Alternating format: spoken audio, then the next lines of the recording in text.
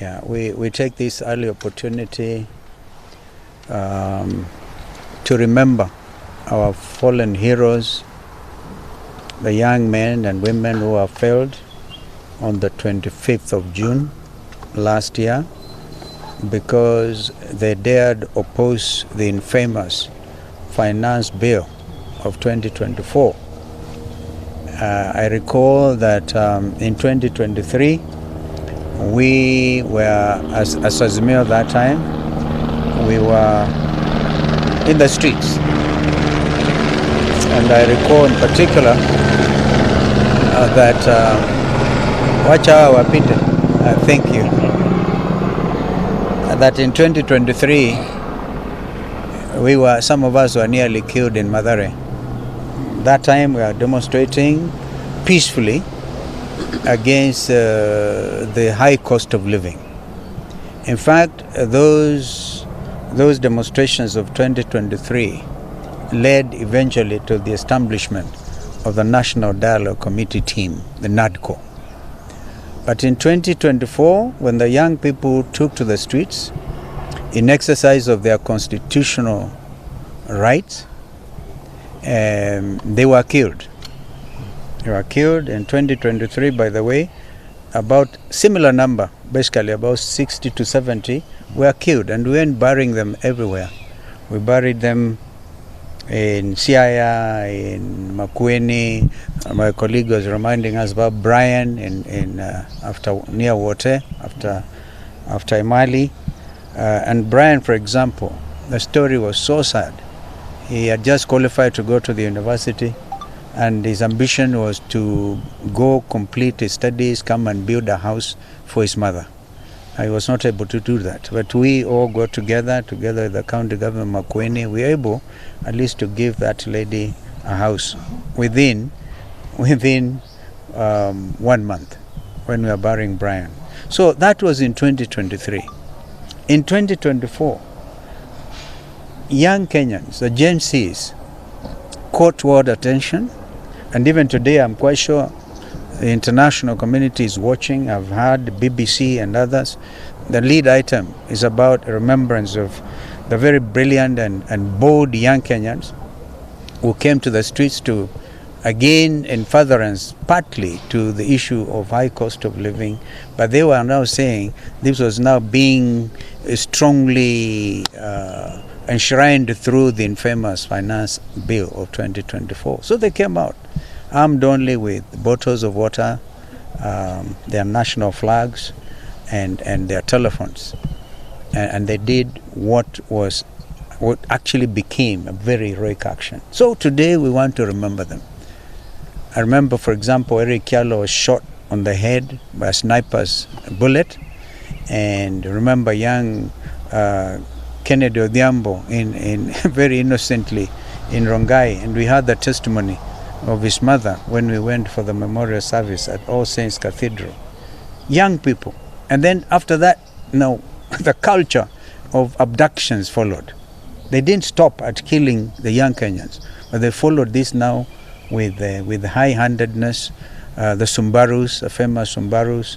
I remember, by the way, in 2023, I was myself put under house arrest. I was not allowed to come out because previous week we went all the way to Wote and other places. We were all over.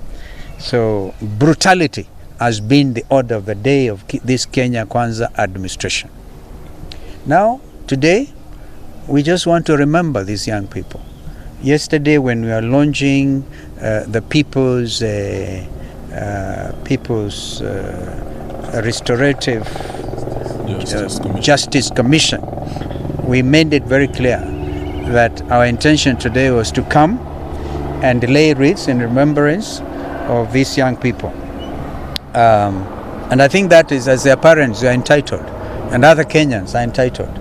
We also actually said clearly, we've been saying it, today is a public holiday. Indeed, it is now going to, is it 9 o'clock?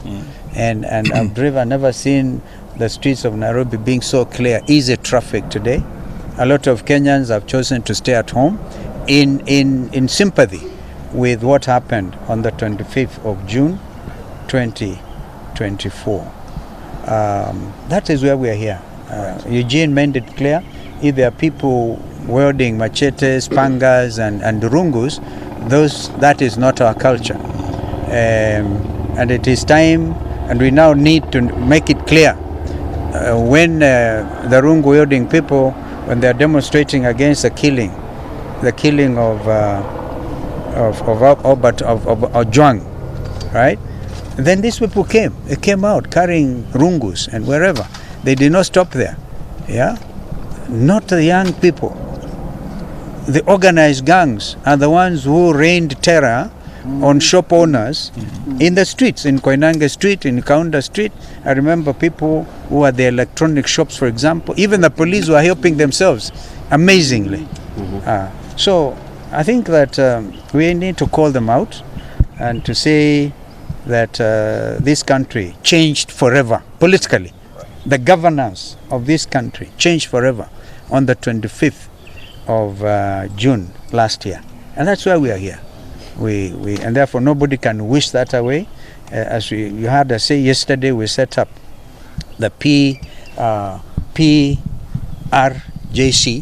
right, led by Justin Muturi, and we know that the world attention will be drawn to that, because men and women all over the world want justice for Ojwang, justice for the fallen young heroes of 25th of June. And today, as we speak, not a single penny has been paid by this administration to either the victims, of course, are gone, but also their relatives, also victims. Not a single penny. And yet we actually remember when for example, ODM joined this administration outside KICC, one of the points in the 10-point agenda was compensation. Even I think in Homa Bay, Raila tried to remind them, okay? Nobody, it's like talking to a stone. This is why we cannot understand why those people, anybody would have wanted to join them. So we have set up a People's Commission, Justice Commission. And we know the world will be coming in, and if you look at the quality and the membership of that commission led by Justin Muturi, it is the best we could think of doing, and we must thank our brother Justin Muturi for agreeing to chair that, because his credentials will even attract all attention, perhaps even support, because I think the media will be invited to hear all these stories, some of which we heard yesterday, and so we must get our country back. That's why we are here. And looking at what has happened since 2023 to 2024, we haven't had any follow-up in terms of justice for the victims. Justice delayed is justice denied. We're not talking of just 1 year. We are talking of 2 years. Over 2 years, nothing. And today I think we must thank the church for standing very, very strongly with the families. We were able, with His Excellency, to attend the interdenominational service at All Saints Cathedral just the other day. And we had all churches coming together, the evangelicals, and they all came together. And we prayed with the families and the victims of abductions who were present. This morning, we want to thank the Catholic Church. They have welcomed us here for their first Mass, and Father prayed for the children who lost their lives, for the families that are still traumatized today. The Catholic Church has also, as of yesterday, announced prayers for the families this coming Sunday, 29th, across the country in all the churches. This really is very comforting for the families.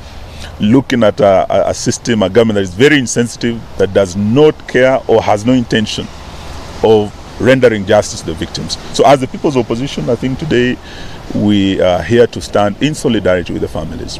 Some of them were with us yesterday, some of them were with us for Mass this morning, and we have flowers. We want to march with these families just to Parliament across the road to lay these flowers at the gates of Parliament, where our slain heroes fell. That is why we're here today. And we're asking Ruto and his government, the least, you kill these children. They were unarmed.